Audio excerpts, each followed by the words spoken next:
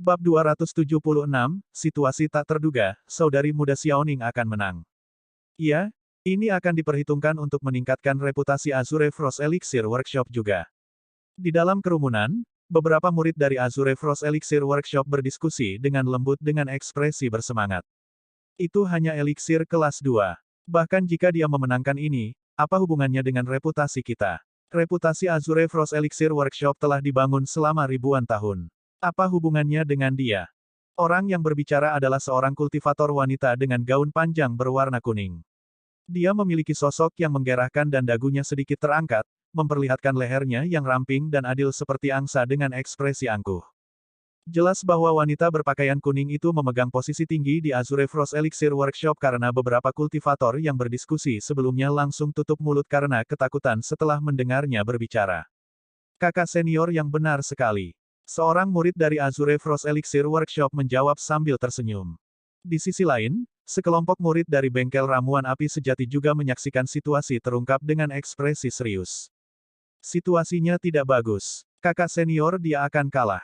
Petik 2. Jangan khawatir, tidak mungkin wanita dari Azure Frost Sekte akan menang hari ini. Tunggu tatapan kakak senior He untuk bertindak. Petik 2. Orang yang berbicara mengenakan jubah merah samar dan bibirnya sedikit melengkung dengan ekspresi dingin. Namanya Pang Ming dan dia adalah penggarap pendirian yayasan yang sempurna. Di sampingnya ada singa roh yang tampak ganas. Menggali tanah dengan kakinya, mulut binatang itu terbuka sedikit, memperlihatkan taringnya yang tajam di dalamnya. Di ruang kosong, tungku eliksir di depan Su Xiaoning memancarkan aroma obat harum yang semakin kaya saat ini, menyebar melalui kerumunan. Asap putih mengepul melalui lubang-lubang tungku eliksir, mengubah kabut di sekitarnya sambil menyelimuti Su Xiaoning di dalamnya. Penyembunyian samar tubuhnya membuatnya tampak seperti peri yang telah turun ke alam fana. Seorang pria tua berambut putih mengendus aroma yang melayang dan menutup matanya dengan mabuk. Berdasarkan pengalamanku, gadis dari Azure Frost Sekte ini seharusnya menyempurnakan eliksir generasi roh yang sempurna. Setelah mendengar itu, hati semua orang berdetak kencang. Pria tua itu adalah master penyempurnaan eliksir tingkat lanjut paling terkenal di kota Yongxing, hasilnya tidak akan jauh berbeda dari klaimnya. He Xing juga tahu bahwa jika ini terus berlanjut, dia pasti akan kalah. Kilatan melintas di matanya saat dia melihat Pang Ming yang ada di kerumunan sambil memadatkan ramuannya. Pang Ming mengerti dan menganggukkan kepala singa roh di sampingnya. Dengan gerakan cepat, singa roh itu menggeram dalam dan melompat ke depan, melambaikan cakarnya sambil menamparkan ke arah tungku eliksir Su Xiaoning. Perubahan itu terlalu mendadak sehingga bahkan para penonton tidak mengharapkannya, apalagi Su Xiaoning yang fokus pada penyempurnaan ramuannya. Ini adalah ibu kota Zhou Agung setelah semua pertempuran dilarang. Sekarang setelah mereka dekat dengan kompetisi sekte, suasananya bahkan lebih tegang. Tidak jauh dari sana, seorang penjaga dari salah satu dari 3 regu penjaga besar, Scarlet Vulture, mengendarai Scarlet Vulture-nya dan berpatroli di udara sambil memegang kapak belati di tangannya dengan ekspresi tegas. Namun, tidak ada yang menyangka bahwa singa roh dari bengkel ramuan api sejati ini akan melompat keluar pada saat seperti ini. Piak, dengan mudah, singa roh mengirim tungku eliksir Su Xiaoning terbang dengan satu tamparan. Itu jatuh ke tanah dengan keras dan eliksir di dalam eliksir furnace meletus, menyebabkan asap hitam mengepul, jelas sekarang bahwa formasi eliksir telah gagal. Tabu terbesar dari proses pembentukan eliksir adalah seseorang diganggu.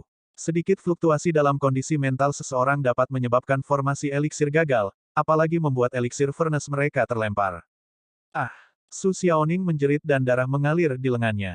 Ketika singa roh membuat tungku eliksir terbang, Su Xiaoning menderita goresan dari singa roh di lengannya karena dia bereaksi lebih lambat. Meskipun itu bukan cedera serius, kemejanya ternoda merah. Setelah mengetuk tungku eliksir dan melukainya, singa roh berlari kembali di bawah teguran Pang Ming. Batuk lembut, Pang Ming tersenyum palsu, rekan Taois dari Azure Frost Elixir Workshop, maaf.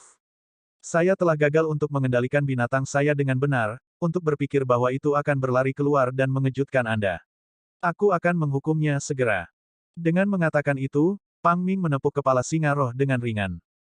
Itu mengangkat kepalanya dengan acuh tak acuh sebelum menggosok tubuh Pang Ming. Haha, ledakan tawa pecah dari kerumunan lokakarya ramuan api sejati. Semua orang secara alami dapat mengatakan bahwa Pang Ming telah memerintahkan singa roh untuk menyakiti gadis itu dan menjatuhkan tungku eliksir. Melihat tungku eliksir yang jatuh tidak jauh di tanah, Su Xiaoning mengerutkan bibirnya. Dia sudah lupa tentang rasa sakit di lengannya dan matanya memerah, sedikit berkaca-kaca.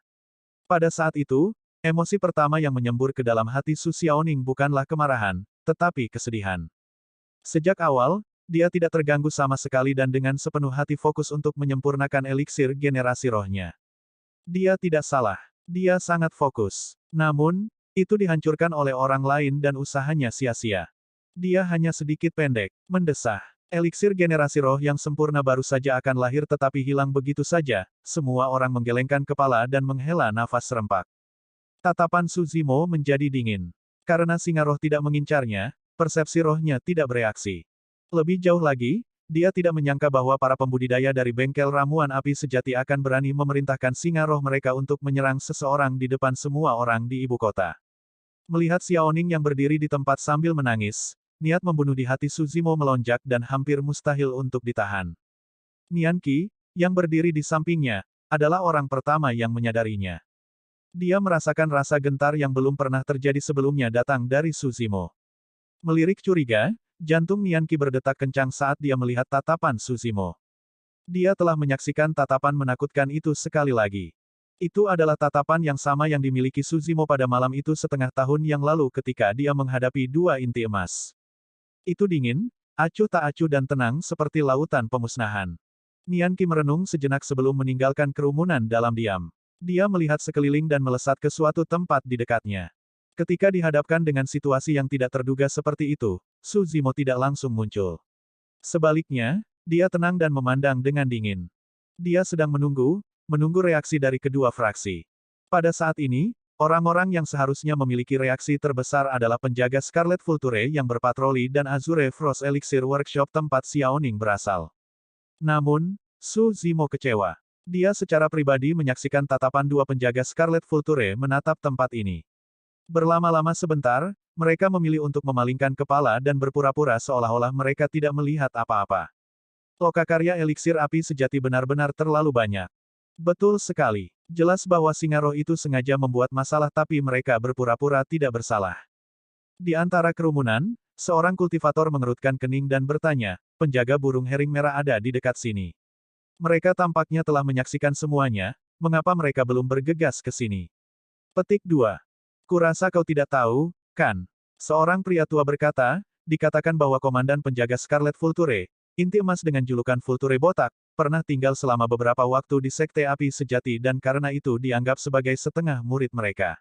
Karena penjaga Scarlet Vulture ini adalah bawahannya, mereka biasanya akan memberikan wajah Sekte Api Sejati. Selanjutnya, masalah ini bukan masalah besar. Bahkan jika ada yang memilih untuk mengejarnya lebih jauh, kemungkinan besar itu tidak akan terselesaikan. Petik 2.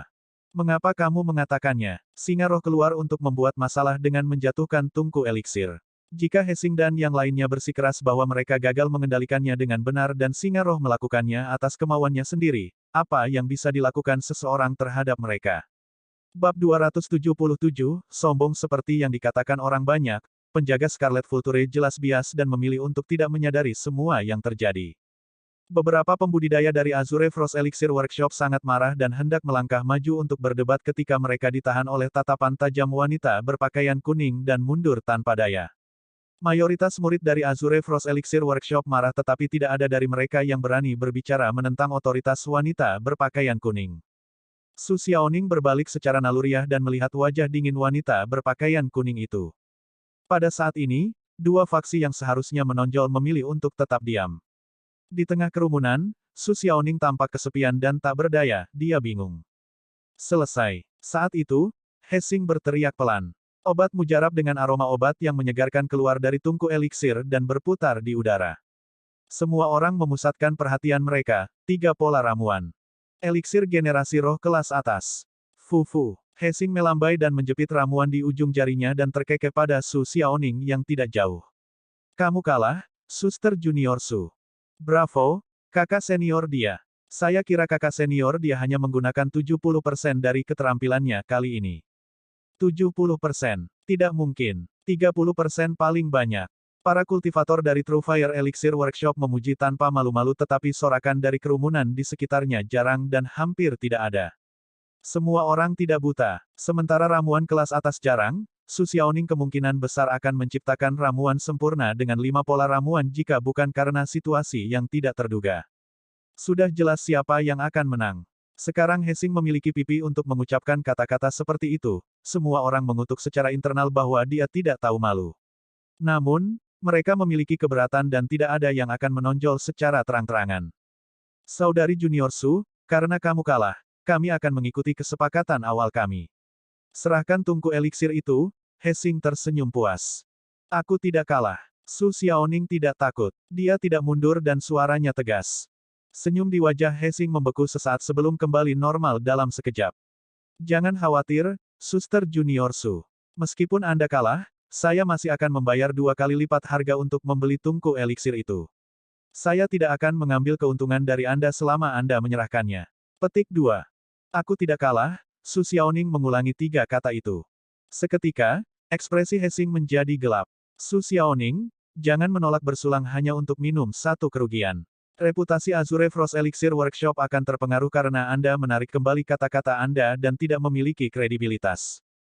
Kata-kata Hesing tidak hanya membalikkan fakta, bahkan memberikan beban besar baginya. Su Xiaoning mengangkat kepalanya dengan ekspresi pantang menyerah, tidak menunjukkan tanda-tanda membungkuk. Xiaoning. Saat itu, wanita berpakaian kuning dari Azure Frost Elixir Workshop berdiri dan berkata dengan acuh tak acuh, serahkan tungku eliksir itu kepada rekan Daois He. Membeku, mata Su Xiaoning dipenuhi dengan ketidakpercayaan. Kehebohan juga terjadi di antara kerumunan. Su Zimo menyaksikan semuanya dengan tenang dengan tatapan gelap. Ada keraguan lain di hatinya, mengapa wanita berpakaian kuning ini menargetkan Xiaoning. Dia sedang menunggu jawaban. Wanita berpakaian kuning melanjutkan perlahan, karena kamu memilih untuk bertaruh dengannya, kamu harus mengakui kekalahanmu. Bagaimana mungkin seorang murid dari Sekte Azure Frost kami mengingkari kata-kata kami? Tapi, aku tidak kalah sama sekali. Jika dia tidak, Su Xiaoning hendak membela diri ketika wanita berpakaian kuning memotongnya. Aku tidak ingin mendengar alasanmu. Saya hanya peduli dengan hasil dan hasilnya Anda kalah. Suara wanita berpakaian kuning itu dipenuhi dengan sedikit ketegasan saat rasa dingin di matanya meningkat. Sosok Su Xiaoning bergoyang dan warna wajahnya langsung mengering. Sebelumnya, bahkan ketika Hesing bersikap sombong, Su Xiaoning tidak menunjukkan sedikit pun rasa takut. Tapi sekarang, bahkan ketika teman sektenya sendiri memilih untuk melawannya, pilar pendukung terakhir Su Xiaoning telah runtuh. Wanita berpakaian kuning memelototi Su Xiaoning dengan dingin dan berkata dengan suara yang dalam, Sekte Azure Frost selalu berhubungan baik dengan Sekte Api Sejati. Akan lebih baik jika hubungan kita tidak terpengaruh karena kamu. Serahkan tungku eliksir dan minta maaf kepada rekan Daois He dan kami akan membiarkan masalah ini berakhir di sini. Petik 2. Meminta maaf. Su Xiaoning tersenyum sedih, matanya dipenuhi dengan ejekan. Bolehkah saya bertanya kepada kakak senior Yang, apa yang saya lakukan salah? Kamu berani melanggar perintahku. Ekspresi wanita berpakaian kuning menjadi gelap saat dia berbicara dengan tegas, jangan berpikir bahwa kamu bisa begitu kurang ajar hanya karena Yao Xue mendukungmu. Biarkan saya memberitahu Anda, mengesampingkan fakta bahwa dia belum kembali, bahkan setelah dia kembali, saya, Yang Yu, akan menjadi orang yang memanggil tembakan di sini di Azure Frost Elixir Workshop di ibu kota Great Zhou. Sementara orang luar tidak akan lebih bijaksana, Su Zimo menangkap beberapa informasi dari itu. Pertama, Ji Yaoxue belum kembali ke ibu kota. Ini normal. Ada lebih dari sebulan tersisa sebelum kompetisi sekte dan sebagian besar sekte belum bergerak. Kedua, pasti ada perseteruan antara Yang Yu dan Ji Yaoxue. Selanjutnya, Yang Yu tidak tahu identitas asli Ji Yaoxue. Jika Yang Yu tahu identitas asli Ji Yaoxue dan berani begitu berani, itu hanya berarti wanita ini idiot. Kembali ketika mereka berdua pertama kali bertemu, Ji Yaoxue menyembunyikan nama keluarga dan identitasnya. Itu memang gayanya dalam melakukan sesuatu. Ketiga, Yang Yu kemungkinan besar menargetkan Xiaoning karena Ji Yaoxue. Di mata Yang Yu, Xiaoning berhubungan baik dengan Ji Yaoxue dan merupakan musuh, itulah alasan mengapa dia terus mempersulit Xiaoning. Su Xiaoning mengerutkan bibir merahnya dengan air mata yang menggenang di matanya tetapi menolak untuk jatuh. Perlahan, dia mengeluarkan eliksir furnace dari tas penyimpanannya. Itu adalah tungku kecil dan tampak agak tua. Sangat usang, ditutupi dengan perunggu berbintik-bintik. Tidak ada yang istimewa tentang tungku eliksir itu hanya dengan melihatnya secara sederhana. Namun, pada saat itu, darah segar menetes ke tungku perunggu dari lengan Su Xiaoning yang sebelumnya terluka. Saat itu membuat kontak dengan darah Su Xiaoning, tungku eliksir diterangi dengan cahaya menyilaukan yang membuat semua orang terkesiap kaget. Tepat setelah itu, aroma obat samar tercium dari tungku eliksir. Kali ini, bahkan orang bodoh pun bisa tahu bahwa tungku eliksir jelas merupakan harta karun. Mata Hesing berbinar saat keserakahan melintas di matanya dan dia menjilat bibirnya. Saat itu, dia samar-samar bisa mengatakan bahwa tungku eliksir menyerupai sesuatu yang dijelaskan dalam sebuah buku kuno di Sekte Api Sejati. Itulah sebabnya dia mengganggu Su Xiaoning beberapa kali untuk mencoba dan membelinya. Ini juga karena mereka berada di ibu kota. Jika mereka berada di luar, Hesing akan membunuhnya dan mencuri harta karun itu. Sekarang, jelas bahwa tungku eliksir memang tidak biasa dan kemungkinan besar adalah item yang dijelaskan dalam buku kuno. Memikirkannya dijelaskan dalam buku kuno menyebabkan hati Hesing membara dengan gairah, dia bahkan lebih bertekad untuk mendapatkan tungku eliksir tidak peduli apapun yang terjadi. Yang Yu memandang tungku eliksir di tangan Su Xiaoning dan membeku sesaat saat keheranan melintas di matanya. Dia jelas tidak menyangka bahwa tungku eliksir menjadi harta karun. Untuk sesaat, jejak penyesalan melintas di mata Yang Yu. Jika dia tidak mengizinkan Su Xiaoning untuk menyerahkan tungku eliksir itu, mengingat otoritasnya di Azure Frost Elixir Workshop, dia kemungkinan besar akan dapat mengklaim tungku eliksir itu untuk dirinya sendiri. Di bawah tatapan serakah yang tak terhitung jumlahnya, Su Xiaoning merasa seolah-olah dia akan terkoyak setiap saat. Dia ketakutan dan tak berdaya sementara anggota tubuhnya menjadi dingin. Untuk beberapa alasan, sesosok tiba-tiba melintas di benak Su Xiaoning. Sosok itu mengenakan jubah hijau. Meskipun dia tidak tinggi, besar atau kuat, dia bisa melindunginya dari angin dan hujan. Pada saat itu, Su Xiaoning sepertinya mendengar suara lembut, "Xiaoning, jangan takut." Bab 278, Pecah. Sosok itu muncul di benaknya dan suara itu bergema di kedalaman ingatannya, memberi Su Xiaoning rasa hangat. Tepat setelah itu, Su Xiaoning melihat seseorang. Seorang pria berbaju hijau berjalan perlahan. Sosoknya tidak tinggi, tegap atau gagah. Namun, itu secara bertahap tumpang tindih dengan sosok dalam ingatan Su Xiaoning. Ketika dia melihat orang itu, bibir Su Xiaoning terbuka sedikit. Tubuhnya gemetar dan matanya dipenuhi rasa tidak percaya. Bagaimana itu mungkin? Bagaimana itu mungkin? Itu halusinasi, kan? Su Xiaoning tidak bisa mempercayainya. Dia mengangkat lengan bajunya dan menyeka air mata di matanya, melihat orang yang mendekat dengan mata melebar. Meski sudah bertahun-tahun tidak bertemu, tatapan pria berjubah hijau itu masih hangat seperti sebelumnya. Su Xiaoning mencengkeram bibir Cherry dengan tangan mungilnya dan tubuhnya sedikit bergidik. Sekali lagi, matanya tertutup kabut berkabut. Datang sebelum Su Xiaoning, pria berjubah hijau itu tersenyum dan mengulurkan jari-jarinya yang ramping untuk mencoba menghapus air mata di wajahnya, berkata dengan suara lembut, "Jangan khawatir, aku di sini." Pada saat ini, Su Xiaoning akhirnya yakin bahwa semua yang ada di hadapannya bukanlah halusinasi. Su Zimo benar-benar muncul. Dia tidak turun dari langit juga tidak datang dengan warna pelangi dan keagungan yang mengesankan. Meskipun hanya dia, Su Xiaoning merasakan kehangatan yang sudah lama tidak dia alami. Dia tidak bisa lagi mengendalikan dirinya dan kehilangan kata-kata sementara air mata mengalir di wajahnya. Pada saat itu, semua keluhan di hatinya sepertinya telah dicurahkan. "Kamu siapa? Ini bukan urusanmu, jangan membuat masalah untuk dirimu sendiri." Hesing mengerutkan kening dan mencaci maki Su Zimo dengan tatapan dingin. Su Zimo menjadi curiga dan menatap Hesing dengan acuh tak acuh. Sementara tatapannya tenang seperti air, untuk beberapa alasan yang tidak diketahui, hati Hesing berdenyut dengan rasa takut. Menunjuk tungku eliksir di telapak tangan Xiaoning, Su Zimo tersenyum. "Simpan saja, Anda tidak kalah, jadi mengapa Anda memberikan itu kepada orang lain?" Petik 2. Iya, Su Xiaoning mengangguk berat dan mengembalikan tungku eliksir ke dalam tas penyimpanannya dengan membalik telapak tangannya. Dia tidak mau menyerah. Namun, tidak ada yang pernah membantunya sejak awal atau bahkan berbicara untuknya. Bahkan rekan sektenya dari Azure Frost Elixir Workshop memaksanya untuk menyerahkan tungku eliksir. Pada saat itu, Su Xiaoning merasa kedinginan dan tak berdaya. Jalannya ke depan gelap dan dia tidak punya pilihan lain selain menyerah. Tapi sekarang Su Zimo berdiri di sampingnya, dia memiliki keberanian yang luar biasa. Dia tidak salah dan dia tidak perlu berkompromi. Ekspresi Hesing menjadi gelap dan dia berkata dengan nada kasar, "Su Xiaoning, apa artinya ini? Apakah Anda akan kembali pada kata-kata Anda setelah kalah?" Su Xiaoning menjawab, "Hesing, aku akan mengatakannya lagi, aku tidak kalah." Semua orang yang hadir menyaksikan apa yang terjadi sebelumnya dan Anda juga paling tahu. Hati nurani saya jelas. Kata-kata Su Xiaoning tegas dan kuat, menyebabkan Su Zimo mengangguk dengan ekspresi persetujuan melintas di matanya. Kepribadian Xiaoning telah tumbuh jauh lebih kuat setelah berkultivasi di Azure Frost Sect selama beberapa tahun terakhir. Jadi, Anda mengatakan kepada saya bahwa Anda tidak ingin dilepaskan. Hesing mengepalkan tinjunya erat-erat dengan tatapan tajam.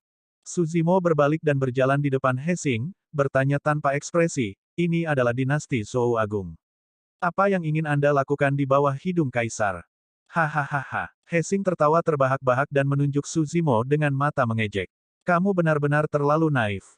Oh, Su Zimo mengangkat alisnya. Hesing menyeringai mengerikan. Memang, saya tidak akan berani membunuh siapapun di sini. Tapi apakah Anda percaya bahwa saya akan menamparkan Anda beberapa kali di sini dan bahkan ketika martabat Anda diinjak-injak, para penjaga Scarlet Vulture bahkan tidak akan peduli. Ketika mereka mendengar itu, orang banyak menggelengkan kepala dan menghela nafas. Ini adalah tindakan intimidasi yang lengkap.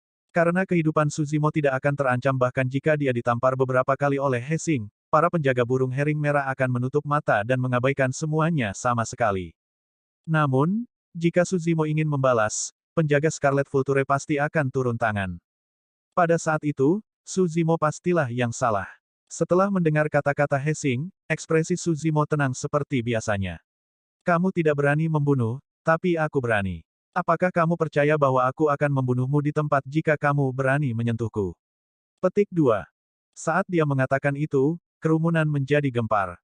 Itu Gayung bersambut. Apa maksud pria berjubah hijau itu?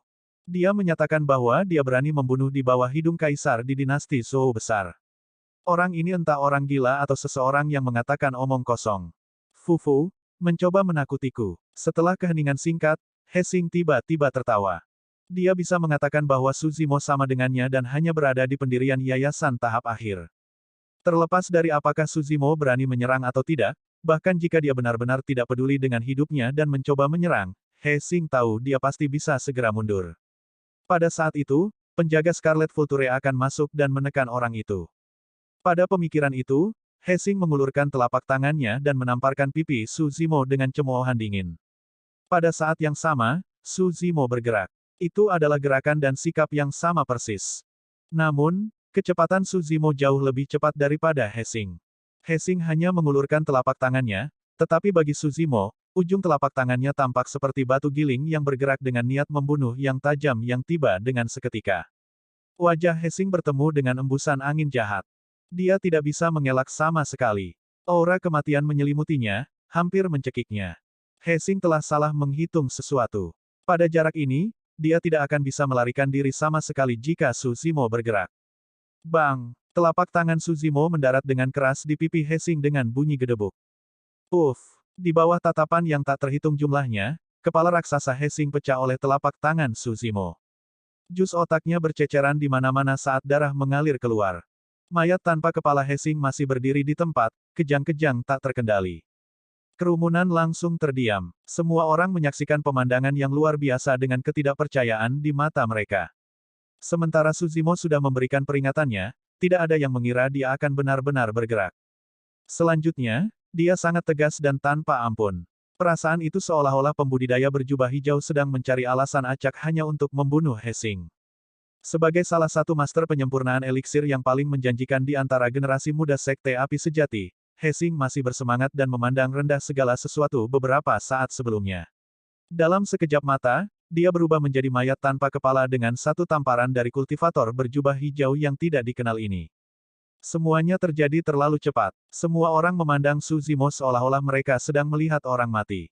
Jika ini adalah pertarungan dan penjaga Scarlet Vulture masuk, yang paling mungkin terjadi adalah pihak yang salah akan diusir dari ibu kota. Tetapi jika seseorang meninggal, si pembunuh harus membayar dengan nyawanya. Itu juga alasan mengapa Hesing harus mengakui bahwa dia tidak bisa membunuh di dalam ibu kota meskipun memiliki penjaga Scarlet Vulture sebagai pendukung. Pembunuhan. Jeritan pecah dari kerumunan. Tidak jauh dari situ, dua penjaga Scarlet Vulture menyaksikan semua yang terjadi dan mata mereka berkilat tak percaya. Terkejut untuk sesaat, mereka berteriak sebelum bergegas ke Scarlet Vultures mereka dengan marah sambil memegang kapak belati mereka. Semua orang dari True Fire Elixir Workshop tampak mematikan saat api memuntahkan dari mata mereka. Pang Ming berkata dengan dingin, ini sudah berakhir untukmu, nak. Tidak ada yang bisa menyelamatkanmu hari ini. Singa roh di sampingnya menurunkan tubuhnya dan meraung ke arah Suzimo dengan marah juga. Tatapan Suzimo dingin saat dia berkata dengan acuh tak acuh, khawatirkan dirimu dulu. Bab 279, Pembantaian Jantung. Pang Ming berdetak kencang ketika dia mendengar kata-kata Suzimo. Apa artinya itu? Apakah itu berarti pembudidaya berjubah hijau ini masih berani?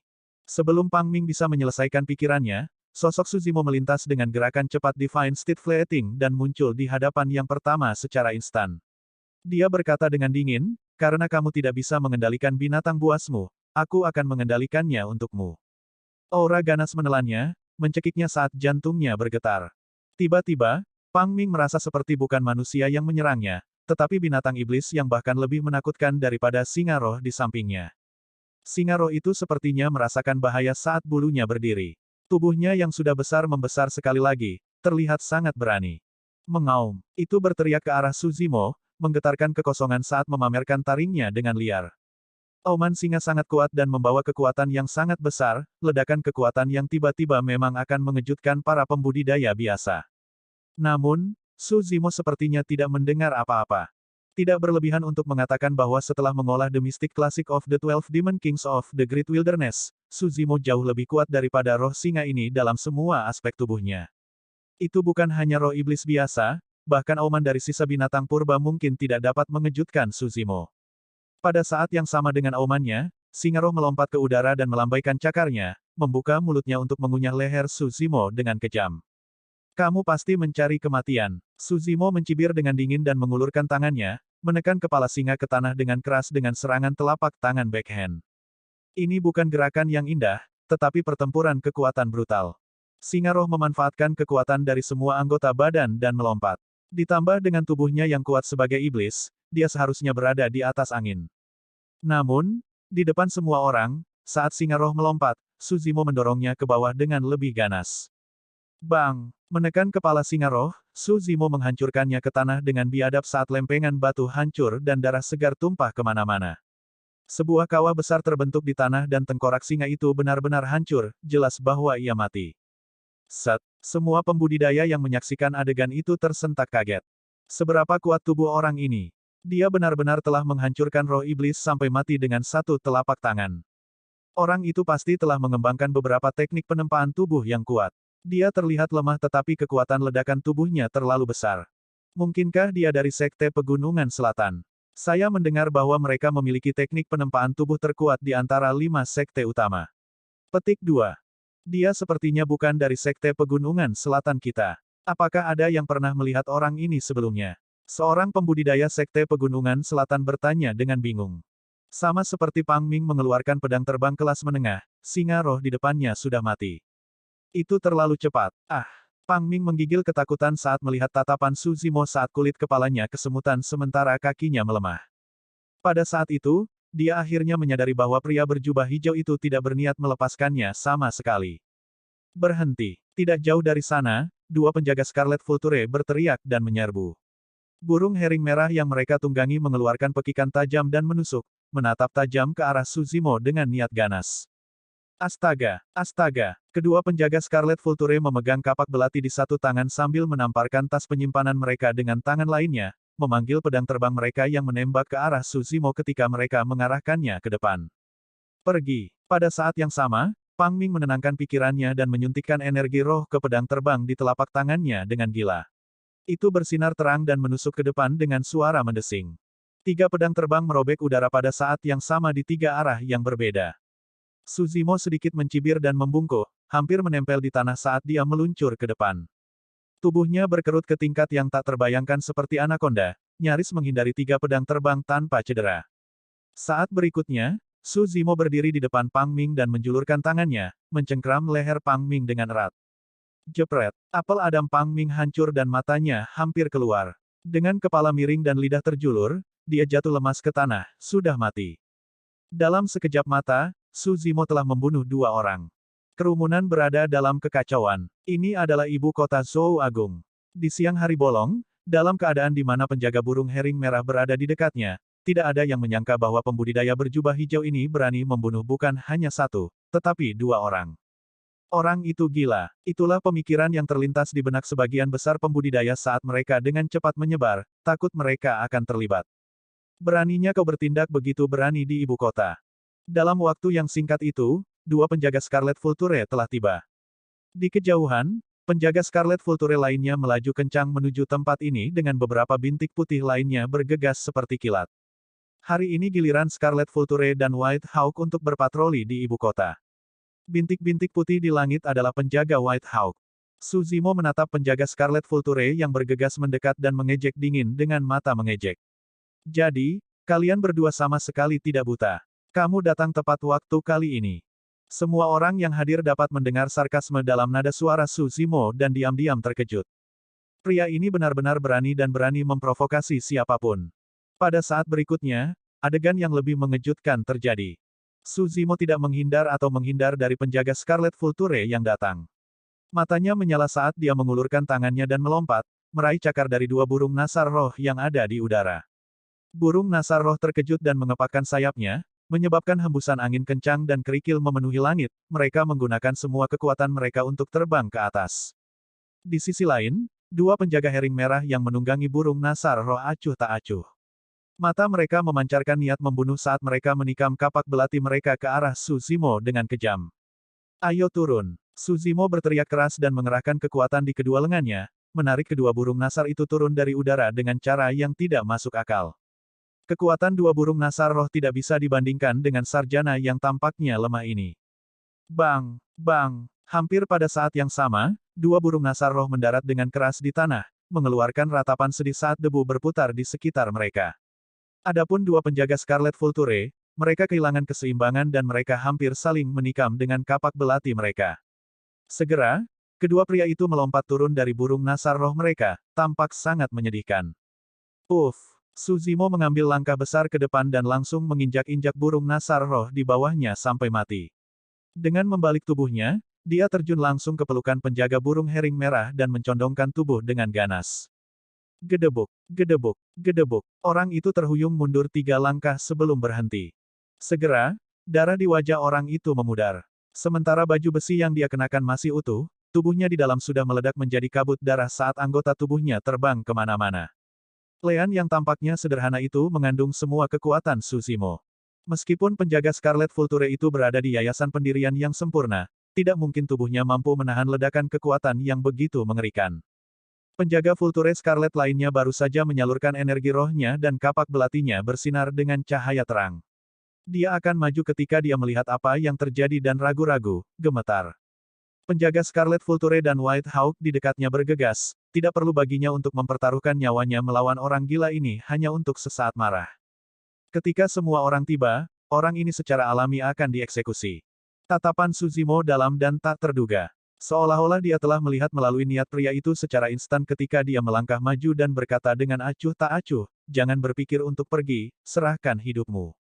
Bab 282 Komandan, Penjaga Scarlet Vulture yang tersisa mengeluarkan raungan keras dan cahaya ganas melintas di matanya. Dari cara Su Zimo menyerang sebelumnya, tidak mungkin dia bisa melarikan diri dari jarak ini. Satu-satunya kesempatan yang dia miliki untuk bertahan hidup adalah bertarung dengan Su Zimo selama beberapa ronde sambil menunggu bala bantuan dari penjaga Scarlet Vulture dan White Hawk lainnya. Dalam sekejap mata, Su Zimo sudah ada di hadapannya. Kapak belati di tangan penjaga Scarlet Vulture bersinar terang. Mengerahkan kekuatan di kedua lengannya, itu bergetar dan penjaga Scarlet Vulture menggambar setengah lingkaran di udara, mengiris ke arah Su Zimo dengan niat dingin. Energi roh melonjak dan kapak belati tampaknya telah mengumpulkan topan energi roh yang sangat menakutkan.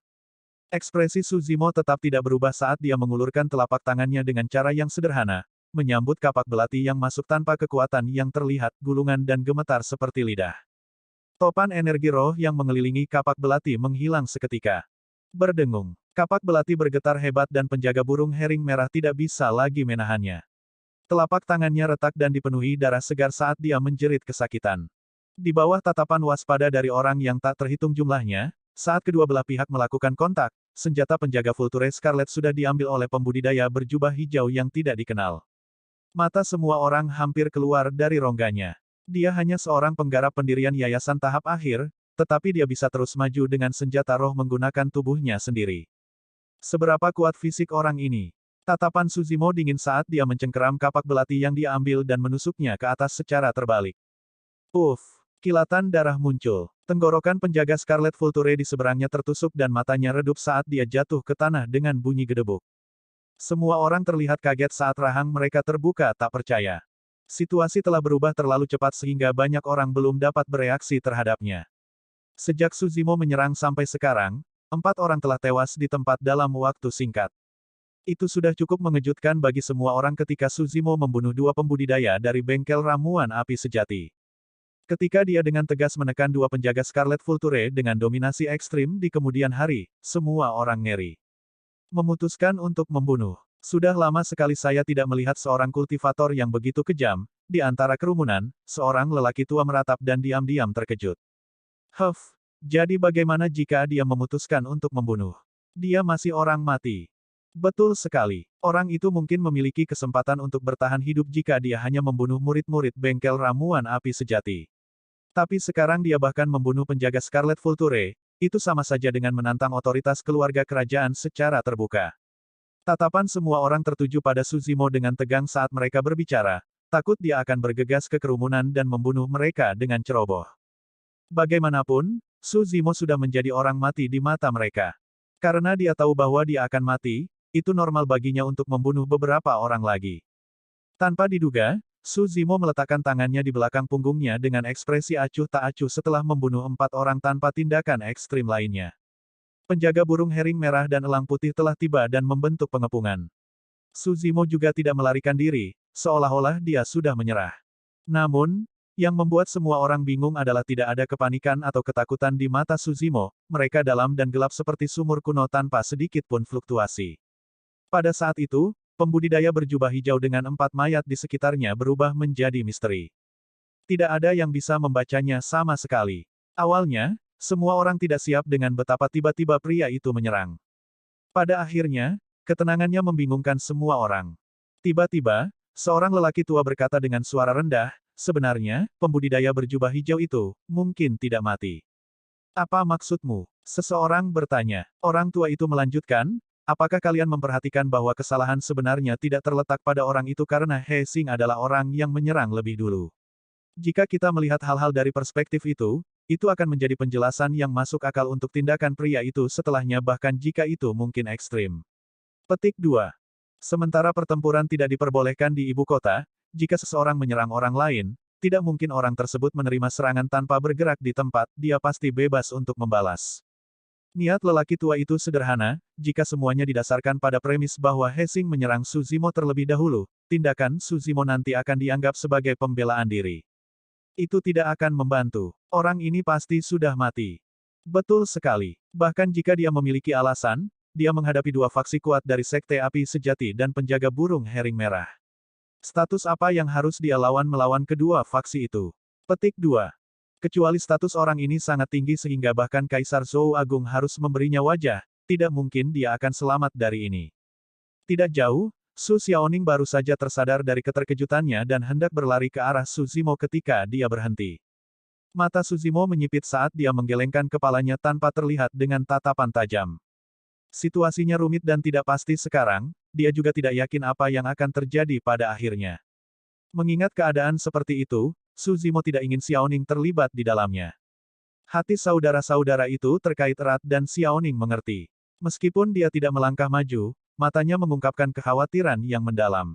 Astaga, astaga, astaga. Tak lama kemudian, Vulture Scarlet dan penjaga White Hawk yang paling dekat dengan tempat itu tiba. Melihat beberapa mayat di tanah, sebagian besar penjaga memiliki ekspresi dingin saat mereka memelototi Suzimo dengan niat membunuh yang tak terbatas. Apa yang sedang terjadi? Saat itu, suara dingin dan menyeramkan terdengar. Di depan semua orang, sesosok terbang dengan kecepatan kilat dan muncul di udara dalam sekejap mata, berdiri tegak di udara tanpa apapun di bawah kakinya. Itu adalah inti emas. Orang itu mengenakan jubah merah dan memiliki kepala botak. Membawa aura dingin, tatapannya tajam seperti elang. Salam, Komandan. Di udara, banyak penjaga Scarlet Vulture berteriak serempak. Orang yang datang adalah komandan penjaga burung herring merah, pria yang dijuluki Vulture Botak, dengan cara yang kejam dan temperamen yang kejam. Vulture Botak memiliki serangkaian siksaan unik yang akan memastikan neraka hidup bagi setiap pembudidaya yang jatuh ke tangannya. Dikatakan bahwa beberapa pembudidaya yang telah menyinggung Vulture Botak sebelumnya disiksa olehnya selama sebulan penuh sampai pikiran mereka menjadi gila. Akhirnya, mereka dibunuh sedikit demi sedikit dengan cara yang menyedihkan tanpa beristirahat dengan tenang. Ada pepatah di dinasti Zhou besar bahwa seseorang lebih suka bunuh diri daripada mendarat di tangan Vulture Botak. Tepat setelah Vulture Botak tiba, sosok lain juga turun. Mengenakan kemeja putih bersih, wanita itu memiliki fitur luar biasa seperti pedang panjang tergantung di pinggangnya, dia anggun seperti bulu. Salam, Komandan. Setelah melihat orang ini, banyak penjaga White Hawk di udara menangkupkan tinju mereka dan membungkuk. Penjaga White Hawk semuanya adalah pembudidaya wanita. Sekarang mereka berteriak serempak, suara mereka yang jernih menarik perhatian semua orang yang hadir. Orang yang datang adalah komandan penjaga White Hawk, Bai Yuhan. Saat kompetisi sekte mendekat, ibu kota memiliki 2 regu penjaga yang berpatroli dalam shift harian, meninggalkan regu penjaga lainnya untuk beristirahat sebelum berputar. Pasukan penjaga yang berpatroli di ibu kota hari ini adalah penjaga burung herring merah dan elang putih. Sekarang, 2 komandan regu telah tiba. Saat dia melihat keempat mayat di tanah, Bai Yuhan sedikit mengernyit. Tatapannya mengamati Su Zimo sebelum dia menggelengkan kepalanya.